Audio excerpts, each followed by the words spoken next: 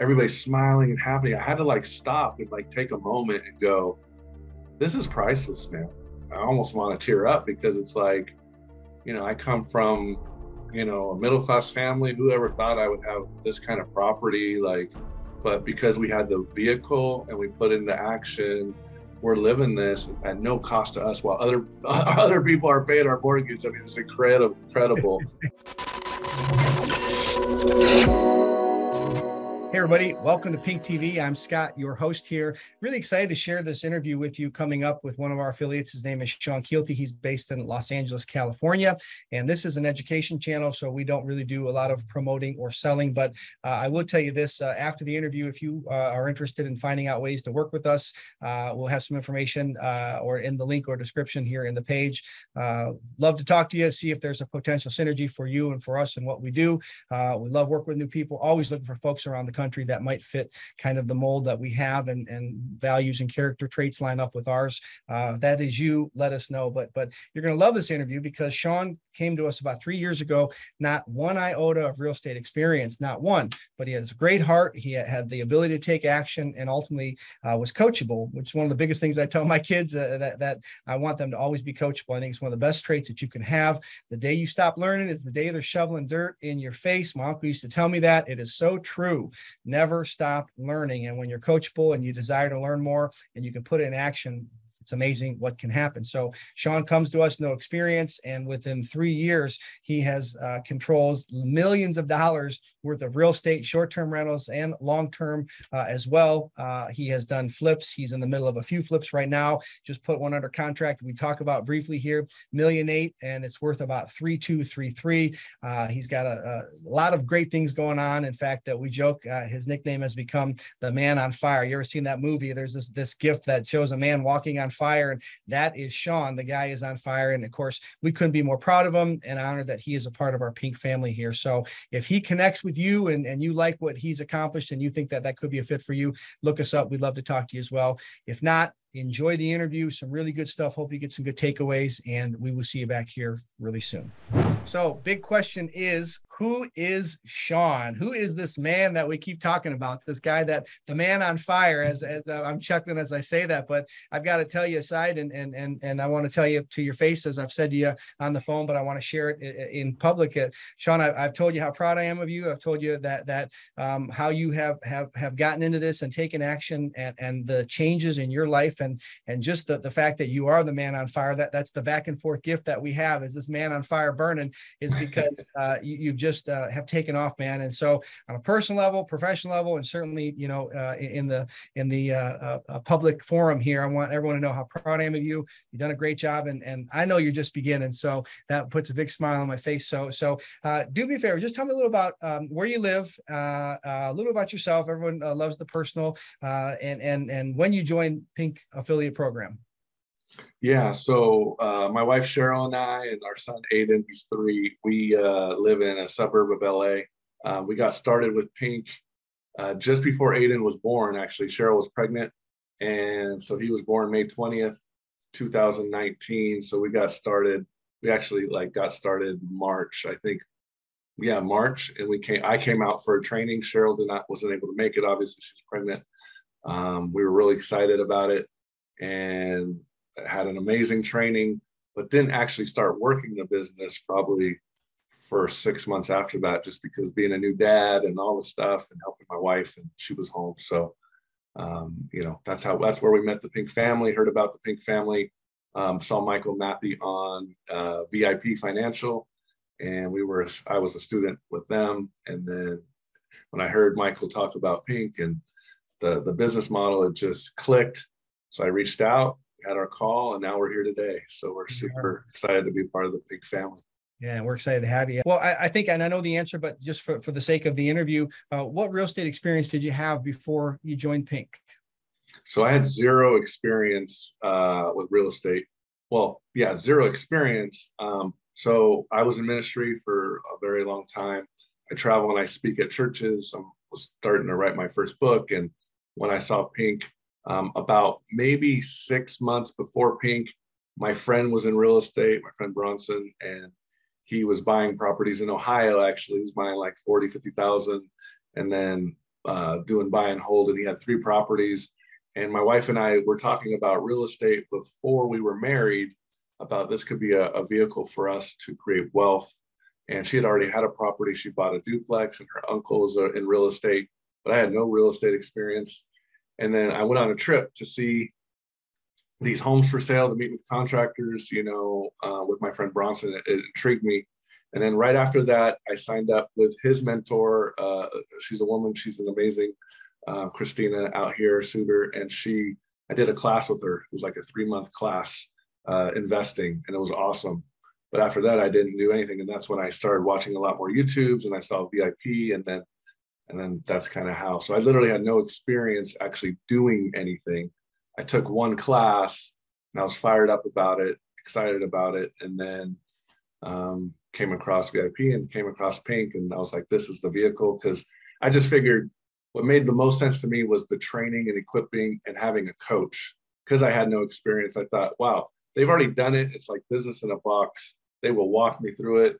Yes, they're getting a percentage, but I don't mind, because they're going to walk me through it and not, and obviously, I mean, we can get to that, but the training and support has been unparalleled. I've been a part of, network marketing companies in the past. I've been a part of just traditional business ministry. So unparalleled, Pink training and support. It's been amazing.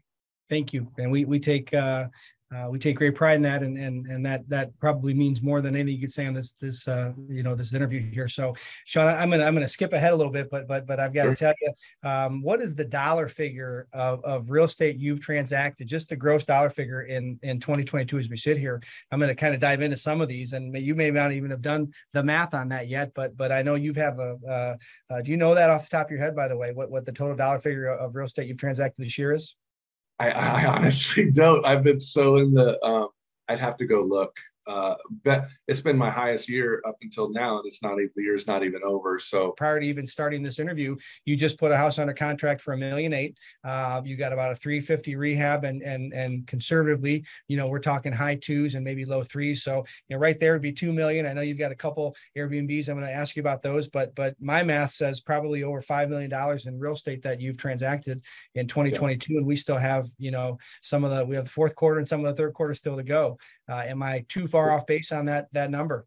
No, I think that's right. Yeah, because we just picked up 3 fix and flips out here in Cali, and those are that's probably right. 5 million or more.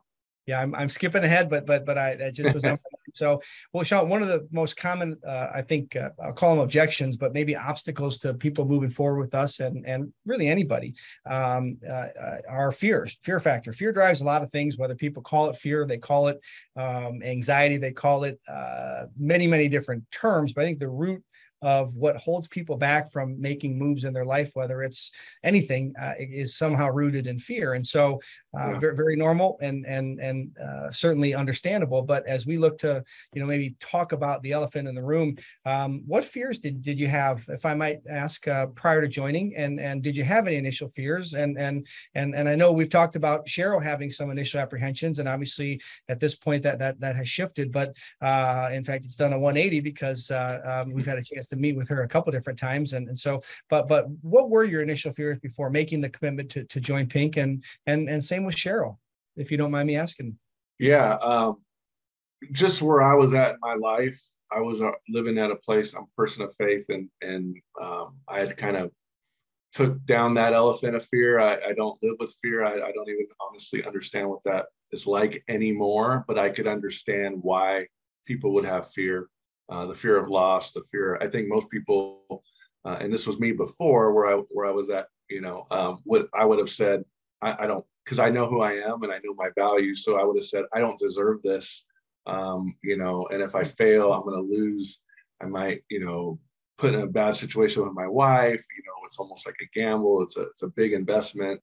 But I wasn't at that place. But I would just say, to somebody who's thinking about it, is like, first, you got to know you do deserve it, because you carry great value. That's step 1. And the step 2 is just being willing to, not give up. I believe personally, that's the only way you don't win in Pink, is if you give up and you don't do anything. So you guys provide the framework, you provide the business plan, you provide the coaching. the support. Literally, there's no reason for somebody to fail. Even during COVID, when it was slow, it was tough getting ELP, executive lease purchase sellers. But I found one who had multiple properties, so I kind of relied on him. But then we pivoted, right? We started doing fix and flips, and I did a subject to deals and all these other ways you guys have taught us how to do other deals. And so that's what you do. You pivot. You don't give up. There's always a solution to every problem. And so with that mindset, but my wife, even though we were in agreement, because we just saw the vision, we just knew this is the vehicle for us. And so basically my wife, because she didn't get to go to the training, she get to meet you guys, didn't get to meet the other affiliates, never been to a real training. She sat in at home during COVID on one, but you're in bed. It's not the same. Not the same. Yeah. And when you're really not there, it's kind of like, I'm here because you're making me be here just to validate why you made this big decision. Where's the money? Like, you spent all this money. She's just looking at the investment. It's not critical of her. That's just where she was at the moment. And, with all the hormones and everything, it's like, did you put us in a bad spot?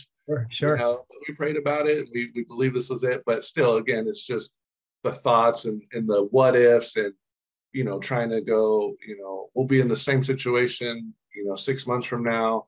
And it just wasn't the case because I started getting deals. And so long story short, when we got invited to come to the mastermind, I said, babe, you have to come with me.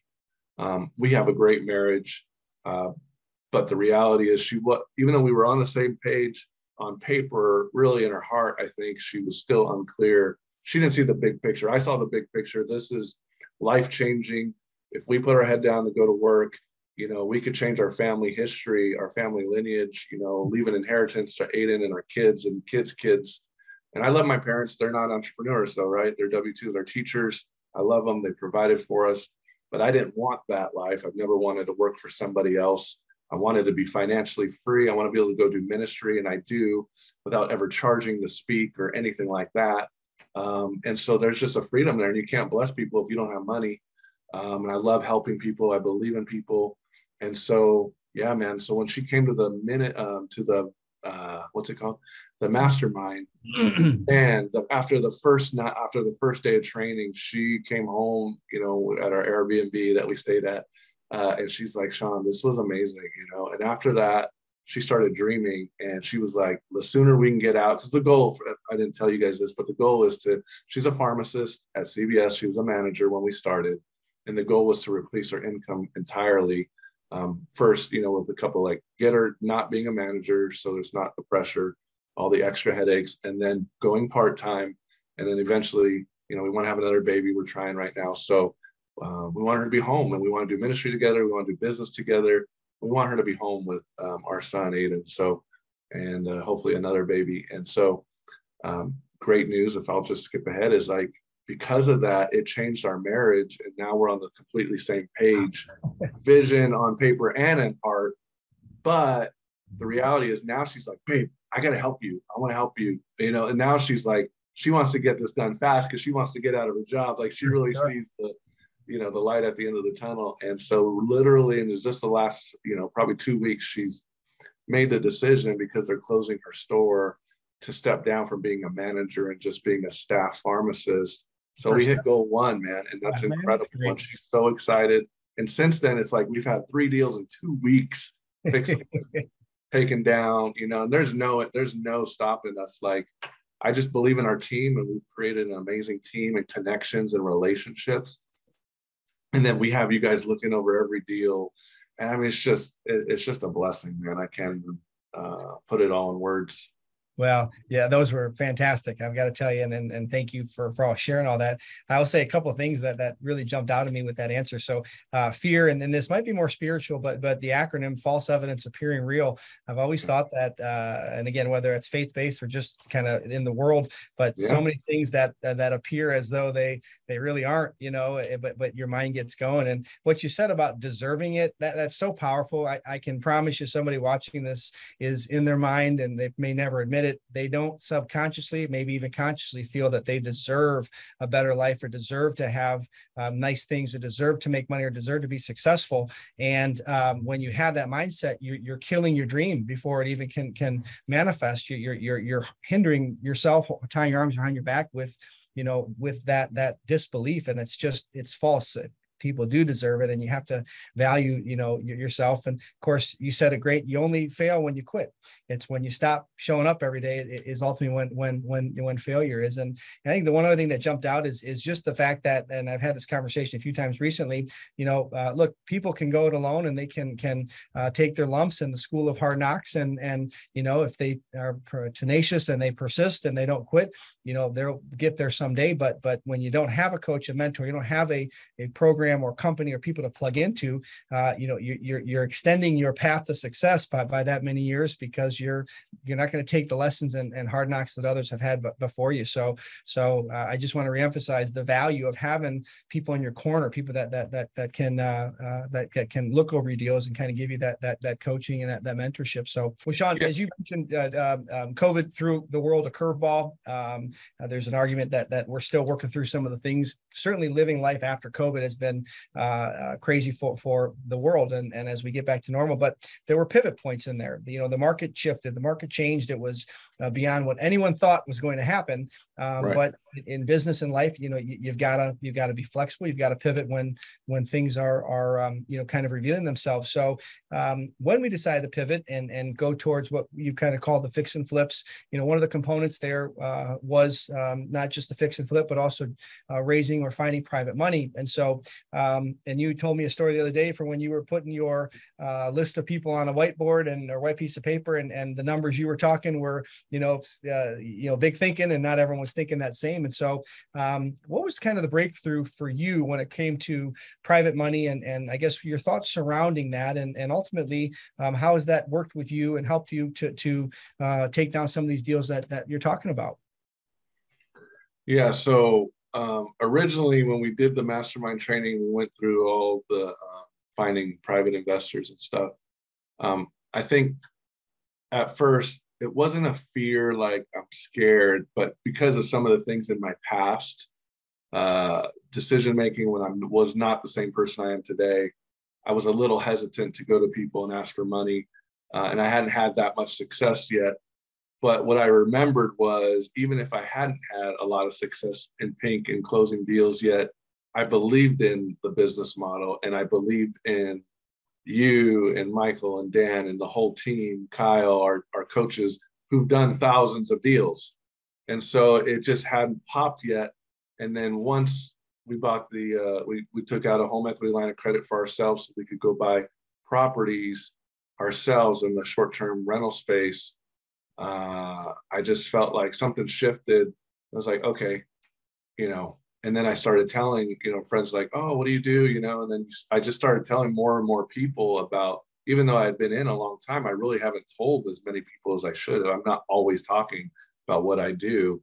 And so, yeah, basically that's what happened. I realized I could start, sharing, going to people, because I have people who've already done it who I'm working with. And I'm confident we're going to find deals together, and we're going to vet them and make sure. So I'm not going to put people in a bad spot. And then again, once I did close that first deal, made the second one easier to pull the trigger. After you pull the first trigger, man, I think that helps. And then I started talking to more people, and I actually never really even reached out to those people on my list. And now it's like I'm going and making a more list. I'm finding more names and talking to all kinds of people. I literally telling everybody everywhere I go. I was telling you, the Staples manager. Yeah, I was at Staples. Great story. Right, because my printer's down, and I think it's going to be a success story. I saw her yesterday, actually, because my printer was down. I bought a new one, but I've been redoing my office, and we've been on vacation and all kinds of things. So I haven't set up my new printer. So I've been at Staples, and she's like, what do you do for work? And I'm like, I'm a real estate investor. She's like, you're always here. And she's like, I want to invest. I've been saving money for several years, and can we talk? And I literally had a 10-minute conversation over the phone. We exchanged numbers, and we're going to meet probably next week because she's had back to school. So she's been swamped, but she wants to meet. And she's like ready to go pretty much. She just wants to, go over all the details. And so talking with friends coming to our vacation home, other people seeing it, I mean, hearing about it just in conversations, not bragging by any means, just saying, this is what we do, this is what we have. And, and honestly, I feel like something's real, that my confidence to go to anybody now, like, because I really do know we're going to help people. And that's the one thing I loved about the Pink model, is that everybody wins. The seller wins and the buyer wins, and we get paid by helping people. And I love helping people. It's just part of my ethos and the spirit of the way we live. And so with the fix and flips, it's like, the way we have it set up, and I don't know if you want me to get into that or not, but the way we have it set up, we're able to help people benefit, and we're in the deal just as much as they are, if not more. And so we're not going to put them in a bad deal, because we're not going to put ourselves in a bad deal, and you guys aren't going to let us get a bad deal. And even if the worst case scenario happens, because it's real estate, it's a real asset, it's really not that bad. It's not like you just lose the money and it's a pyramid scheme and you never see the money again. It's, so, and my wife is a worst case scenario person. So we have a really good balance. We passed on another $1 million deal just recently, just because in her gut checks, her spirit, she was like, I think we pass on this. And we talked about that one. Yeah. Well, and I've got to tell you, at the end of the day, obviously having a wife that can look at the property and have a sixth sense and tell you when to pass is always a good thing, certainly. But when you kind of built that confidence up, and all of a sudden, as we Man on Fire just kind of it took off. Things really started coming together for you in many, many ways. And kind of a point you made, I would just really touch on briefly. It's a secondary point, but not really discussed in the real estate circles. But when markets shift, when things happen, should there be some worst case scenario, the beauty of real estate is it is a tangible asset that spits out a tangible yield every month in the form of a rent payment or some sort of a cash generating payment. And ultimately, you can pivot from there. You have options. And so, with stocks, if you invest in the stock market and there's a big crash, you don't have that same luxury, right? And you could certainly go down the list and compare other investment opportunities. But I've always thought that was something that not everyone talks about. Again, kind of a secondary point, but important when you're discussing the perils of real estate or the potential pitfalls. Even in a worst case, you still have some really viable options. So, well, tell me about the some of your Airbnbs. I know you've got a couple. In fact, one of them is this amazing, magnificent mansion. I don't even know how many bedrooms are down there, with a movie theater room. And I know you were down there not too long ago, and you had some family and friends. And I thought, man, that's got to be so cool for you, and just on a professional level, but certainly on a personal level, to share the kind of the closest people in your circle. Come on down to Florida from California. Let's go to Disney. Let's hang out in our Airbnb and kind of just live it up. And so, tell me about that, and talk a little bit about the property itself, and kind of why you like it, and maybe even some of the positive cash flow that you've shared with me. And so, tell us a little about that Airbnb and a little of the backstory, if you would. Yeah, so we have two properties, and we were, in our discussions with Cheryl and I, and you and going over our goals, we wanted to start building a real estate portfolio. And talking to Michael Matthew and Lavish Keys, and we were like, well, the numbers just make more sense on short-term rentals for us, just gonna make more money. And then we just went on this journey. And yeah, so what happened was we bought our first one at the end of April, or at the end of May. Yeah, at the end of May. And so that's the one we got to stay in. It's a large property. There's they're both large. Beds and that baths? One's 12 bed, 12 bath. And I take that back. It's actually 13, but it's 12 bedrooms because one of them we made it into it was made into a movie theater. Pool, it's a gated community. It's got a water park and pool and all the amenities as well. On top of that, it's all included for us and the guests. And that's the one we got to stay in. That was our first property.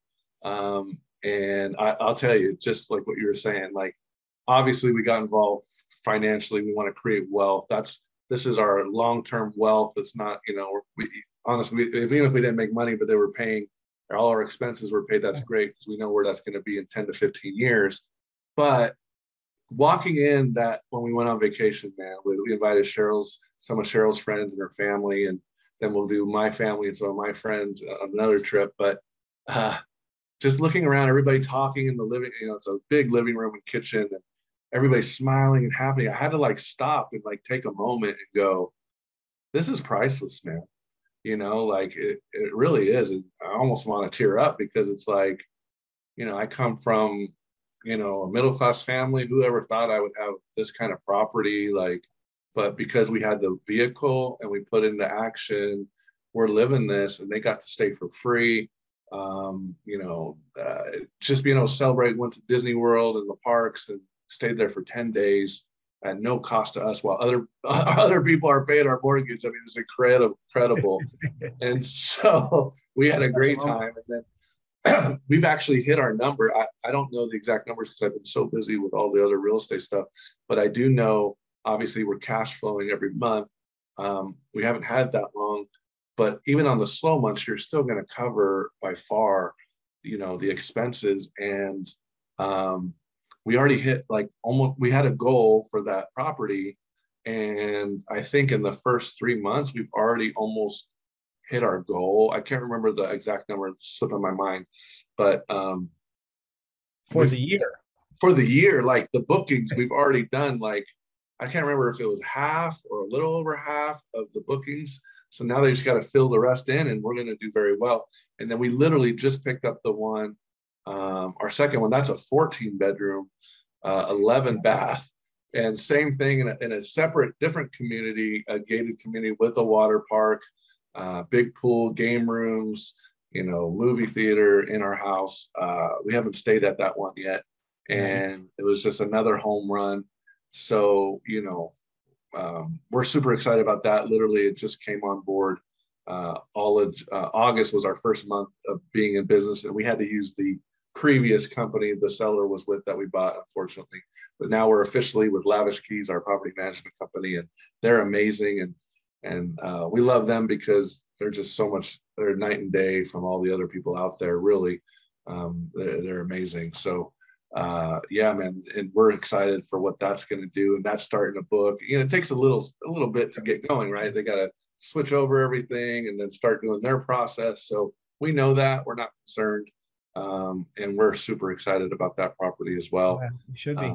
And we've had a couple of other affiliates, Wittens and Nate Sear and Ray. Of course, no one not listening will know unless they're in our circle. But Ray's buying an Airbnb out in Seattle, Washington, and so that is kind of a part of the excitement that people have for the short-term rentals is obviously kind of filtering through everybody and certainly understand why. So man, that's just great stuff. I got to tell you, and every whatever the value is today, as you and I've talked, you're increasing your net worth by that amount because over time your debt's paying down. It's going to be worth more. Historically, over the past 100 years, real estate has always tracked up. There might be some ups and downs, but in the long run, it's always going to be worth more. And so over time, you're making money and also ultimately padding your net worth and what you're going to retire with someday.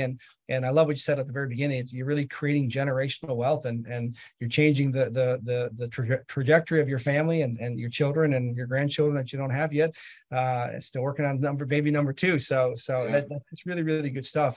Well, one other thing I want to talk about here is and maybe just touch on is that you mentioned that you some of the other types of deals that you've done, and I know recently you did this subject to deal. And for those that don't know what a subject to deal is, I won't go deep, but it's a strategy that people really like. It's attractive for a lot of reasons, but you're basically buying a property, taking ownership, taking legal title, but you're not having to incur your own debt in many cases to take that property over. You're leaving the seller's debt and their mortgage in place, and you're just agreeing to take it over and ultimately be responsible for paying it. But you did a deal. You live in California.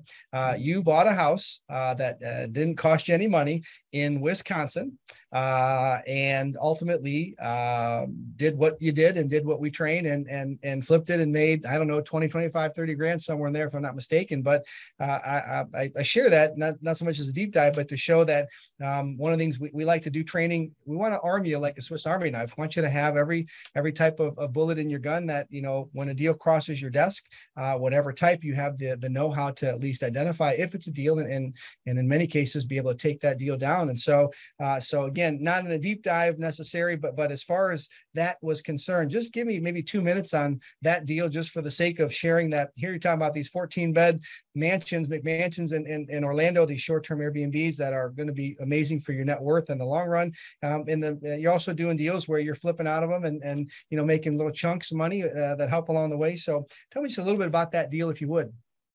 Yeah, so that deal came about through a referral from one of my clients with the lease purchase deal. It was his ex-wife. And so she lived in Kenosha. I've never been there, had no desire to go there. Right, probably never will be there, and no desire at this point still. You live in Cali, you don't want to go to Kenosha. But I understand. Yeah, no, it was great. She was just in a position where she had a first and a second. She is disabled and on a fixed income, and the payment was like $1,000 a month. Her ex-husband, who introduced me, was going to let her stay because they have kids together. He was going to let her stay in one of his condos for free, and all she had to do was pay HOA.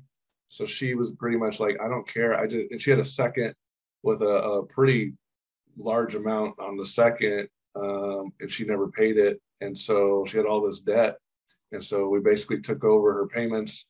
I didn't put any money down or anything like that, which was awesome. I only had to make two monthly payments for her. And then all I had to put is, that was $1,000 each, so $2,000 plus $5,000 for mold removal in the basement. That's all I did. And then I connected with a real estate agent. I found one of the top ones over there. She basically sold the property, and it sold for less than what we wanted, but we still made, I think he said, I think at the end was 31 was what we made minus the expenses, the 7. So whatever that is, $24,000, basically on something I didn't have. I didn't put any money down. And it was awesome. I never seen it, never been there. Never will. Never will. Never will. No desire to go to Kenosha, Wisconsin. Yeah. So, yeah. But again, that's we refer to those subject to deals as the unicorns because they're desirable for a lot of reasons. And again, through your network, through your just kind of introducing yourself to people, telling them what you do, and ultimately those deals kind of find their way. And again, to be able to take it down and never leaving home and making that kind of money is something that excites us. And again, kudos to you. So, well, man, I tell you, you've got a great energy.